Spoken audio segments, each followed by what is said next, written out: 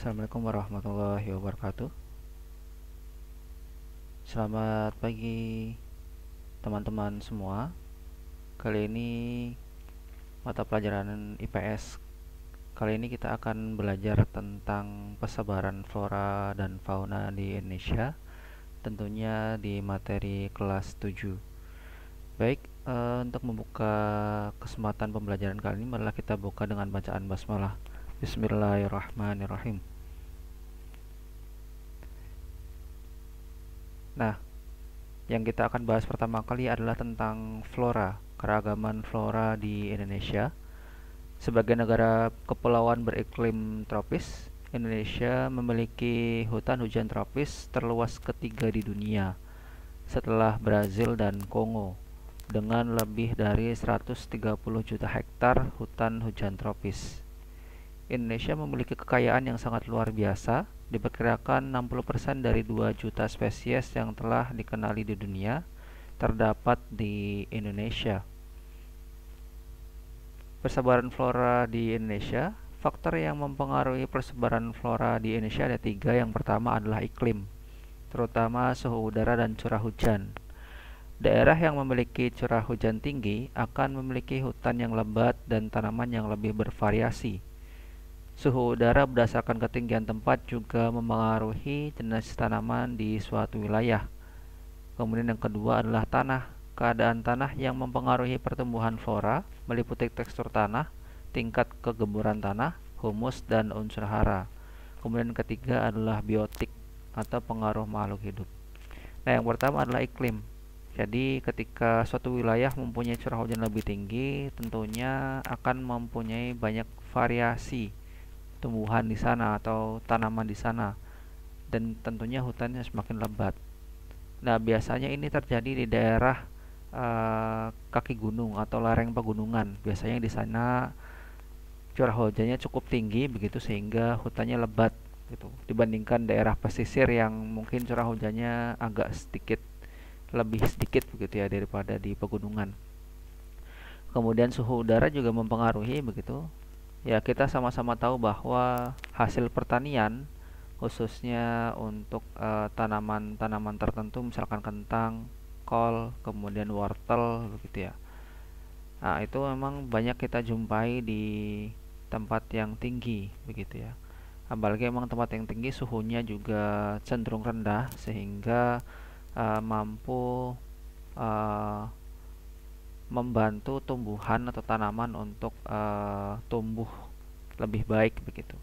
Kemudian yang kedua adalah tanah. Keadaan tanah yang mempengaruhi pertumbuhan flora begitu. Tekstur tanah jelas begitu ya. Teksturnya keras, padat, atau gembur begitu ya. Tingkat kegemburan tanah. Kemudian humus atau unsur hara. Humus itu ya apa namanya? Tanah yang mengandung zat-zat tertentu sehingga membantu tumbuhan atau tanaman tumbuh lebih baik.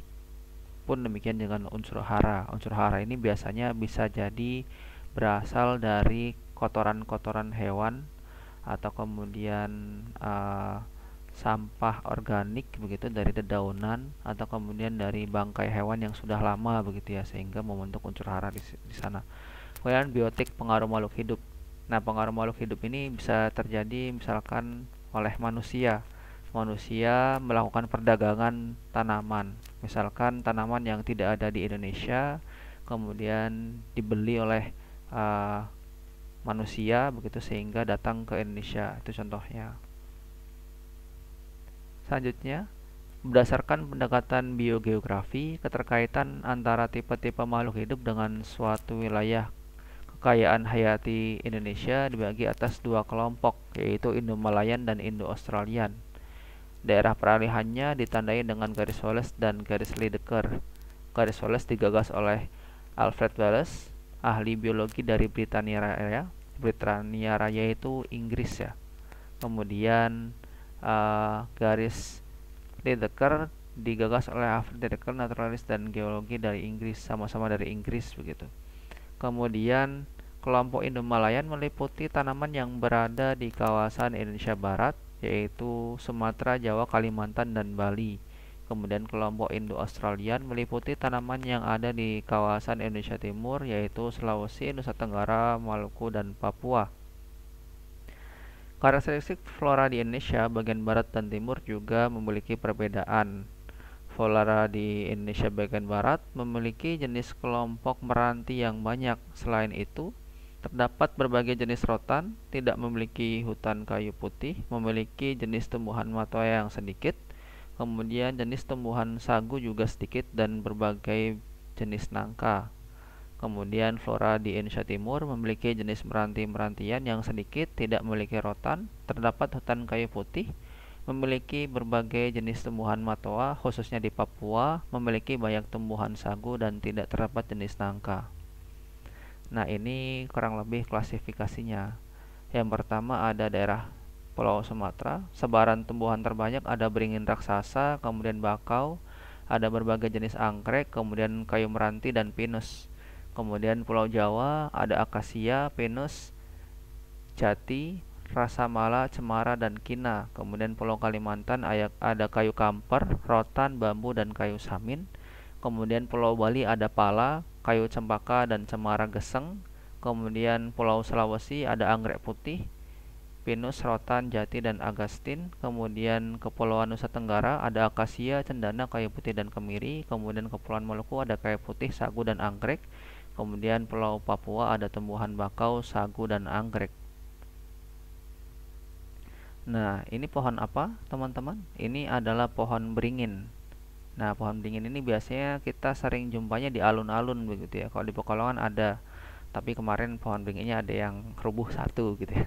Atau mungkin di beberapa daerah lain di Jawa, biasanya pohon beringin ini memang menghiasi alun-alun kota atau kabupaten masing-masing. Kemudian yang kedua ini adalah pohon akasia. Nah, ini memang ditumbuhkan khusus untuk bahan baku komoditas tertentu. Kemudian ini pohon rotan. Nah, pohonnya seperti ini ya. Ada yang ada durinya, ada yang tidak begitu. Nah, ini bentuknya kurang lebih seperti ini, seperti bambu tapi agak fleksibel begitu. Kemudian yang ini adalah pohon sagu. Pohon sagu ini kalau teman-teman pernah melihat pohon salak, nah kalau dari kejauhan hampir mirip. Nah, nanti yang akan diolah adalah batang pohonnya ini itu dibelah, kemudian ada yang menggunakan gergaji, ada yang menggunakan golok begitu, sehingga diambil tengahnya, kemudian diparut, direbus, dan kemudian menghasilkan tepung, kemudian dimakan begitu ya. Nah, ini adalah tanaman kayu putih. Tanaman kayu putih ini biasanya kalau kita taunya minyak kayu putih begitu ya, untuk obat masuk angin misalkan, atau untuk gatal-gatal begitu ya. Nah, ini pohonnya kurang lebih seperti ini. Selanjutnya, keragaman fauna di Indonesia. Indonesia juga memiliki kekayaan dan keunikan fauna. Di Indonesia terdapat hampir 300.000 jenis spesies atau sekitar 17% dari total jenis fauna di dunia. Bahkan untuk spesies primata, Indonesia mempunyai tidak kurang dari 36 spesies. Persebaran fauna di Indonesia. Fauna di Indonesia dapat dikelompokkan menjadi 3 kelompok yang berbeda, yaitu fauna bagian barat, tengah, dan timur.